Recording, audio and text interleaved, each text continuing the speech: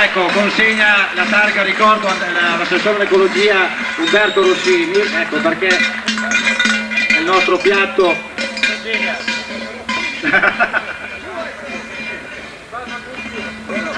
Senti, mi spieghi cosa significa?